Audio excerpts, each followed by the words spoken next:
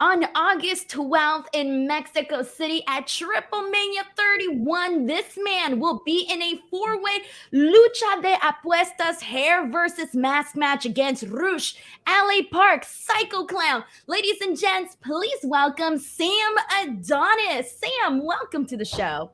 Thank you for having me. I'm just mentioning that I haven't had the chance to work with you yet. I've been all over the American Indies and Mexico and been at the same place at the same time, but never connected. So I know. So this is finally happening. This is finally, get us getting to know each other and getting everyone getting to know you also a little bit here on the show. So I want to jump right in, man. Let's talk about this big match that's happening at Triplemania. So you got mask, you got hairs, you got so many options of what is going down.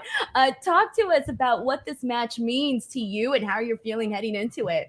So in Mexico, most people that aren't aware that the Lucha de Apuestas are the biggest matches. They're much bigger than championship matches. The championship is not nearly as important in winning someone's mask. So they're huge down here. They really kind of transcend wrestling as a whole. They get the media involved. There's people that don't even like wrestling that will go see a hair versus mask for a mask versus mask match because it's that important. Triplemania is the biggest show of the year for AAA. And this one in particular is the biggest of the three Triplemanias. So every year they tend to do a big Lucha de Apuesta, and that really brings the whole city together, brings the whole country together. And it's basically the equivalent of the WrestleMania main event. So, from a cultural aspect, it's a huge match. I've had most of my career here in Mexico. It's funny because very few people in the United States know who I am. I've never really chased the indie crowd or tried to be cool in the indies in the States. But down here, so I've always kind of put more eggs into this basket. And now it's just a lot bigger. Here, if you were to compare it to American wrestling, you'd probably just call it the Mexican WWE. These guys were on TV down here. You sign autographs in the streets. You're more or less famous. But this one in particular has four of the biggest wrestlers in Mexico. We're all heavyweights. We're all big guys. We're not afraid to get violent and bleed if we have to. And that's probably what you're going to see this Saturday. So, I think you broke it down very nicely in terms of like how important this all is and the meaning and the significance of it all. So when you look at the guys that are in this match, as yourself included, obviously, but when you think of, being able to take Rush's hair or the mask of Psycho Clown or LA Park, like for you, what's the one that you're like, oh my God, what would the significance of each of these ones mean to you to take? So honestly, Rush has been a good friend of mine for years. We were in CMLL together, so I have no problem with Rush. I probably going to end up working with him. LA Park would be huge because it's LA Park. He's just a legend. I grew up watching him. Everybody knows that. But Psycho Clown is the man of the hour. He's the top guy in Mexico right now. I've been working against him, all over Mexico for the last 2 years, and it's the big deal. So that's kind of what I'm aiming for. I would like to cement my place as an actual top luchador in Mexico.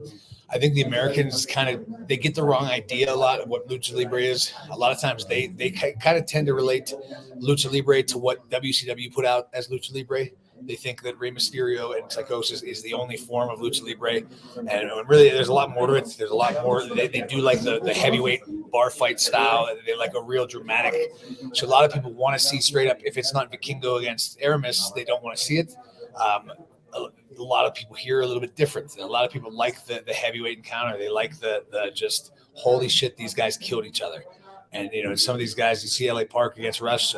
It's WWE's not even putting stuff out like that. So it's if you want to appreciate lucha, you got to step back from what you think you know about it and just watch it from an open mindset and say, hey, these guys are heavyweight fighters. This is a big deal. So this Saturday, it's gonna be badass. I'm pretty excited for it.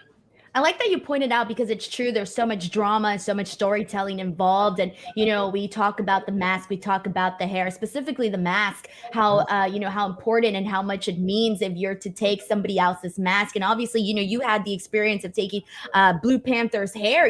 For you, how do you feel doing that kind of changed your journey, changed your route in, as a luchador out in Mexico?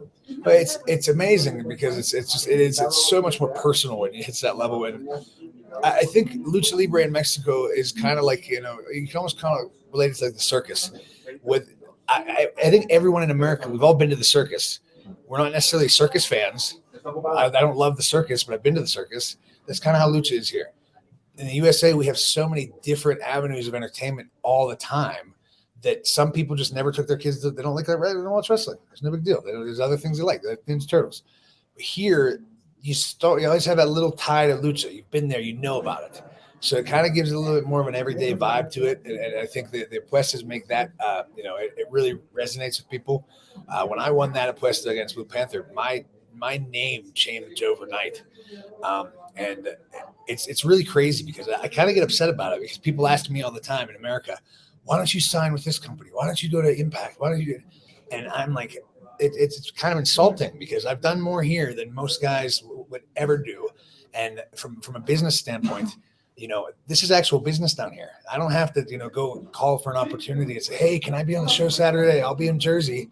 I'm making money here. And that's what the American Indies, it's kind of a facade, people coming down here. If you get into Mexican Lucha Libre, this is a culture. It's a life. It's a lifestyle, and it's big. So it's really hard for people to. It's hard for me to kind of what would be the word? Sympathize for people. People they like their high spot, fast paced lucha, and they want to see that stuff. And if they don't watch it, I don't try to sell it to them because I know they're not going to watch it. It's a different thing. So I'm in a good spot here. I'm happy with everything. I think what we're doing down here is pretty amazing business. Every night of the week we're doing 3,000 or 4,000 people. I think the American wrestling scene, the internet kind of leaves a lot of it out. I think it's kind of there's a bias towards Japan. Everybody loves Japan. If it's in Japan, it's amazing. If it's Mexico, nobody cares. And it's like, no, there's amazing talent in here. It's some of the best in the world. So you can tell just by watching, many of the weekly wrestling shows in the USA, they have AAA talent everywhere. So if we're so bad and you don't want to watch us, why are all our guys on American TV? So. I love the way that you broke that down because I do definitely see that, especially, being a fan of AAA and having seen and known some of the, the history and what things actually mean, right? And I do think that sometimes people don't always understand that. Like you kind of mentioned, sometimes being a little bit insulted when people are like, oh, why don't you go wrestle for this American promotion or this American promotion? You're like, dude, what the hell? Like what I'm doing out here is freaking awesome, historic, and means something to these fans. And I think sometimes you do need to, people need to like kind of break out of that because not everything that you just know is the only thing that matters, right? So that is something that I kind of want to go ahead and touch on because when you first went to Mexico, did you ever think that this would be your experience? Like what were your initial expectations? So I've always loved lucha. I hate to call myself an encyclopedia, but since I was about 3 years old, I have studied and loved wrestling more than anybody. You won't find another guy my age in the business.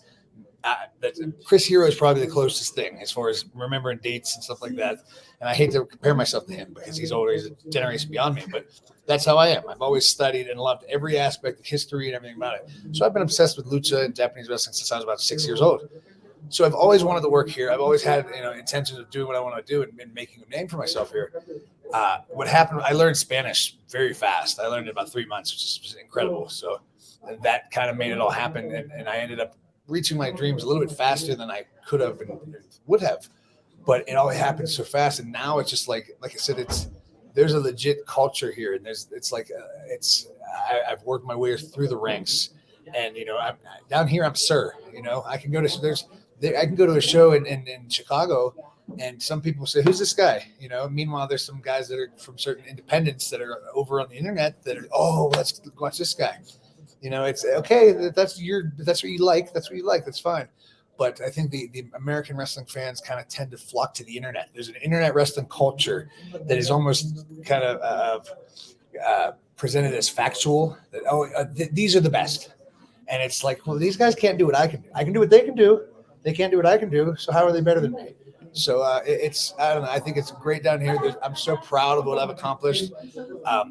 It took me a long time to get here. But I think I'm in a legitimate top spot in wrestling. I've been doing this 15 years. I'm not signed anywhere. I'm still independent, but I'm doing TV shows and radio shows, and I'm signing autographs for hours at a time. It's not being over on the internet. I don't have to bring merch to wrestling shows to make my money. I don't like that.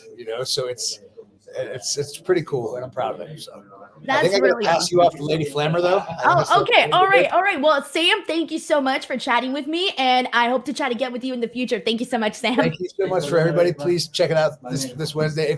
Hopefully I don't come off as too grumpy, but I just think that this Saturday it's a really good opportunity for people to see that. Just look beyond the masks and the flips. Just try to see it as a dramatic fight, just like you watch WWE. Watch that, and you see the passion, and you see what's happening, and there's so much more AAA has to offer. So thank you so much. Thank you, Sam.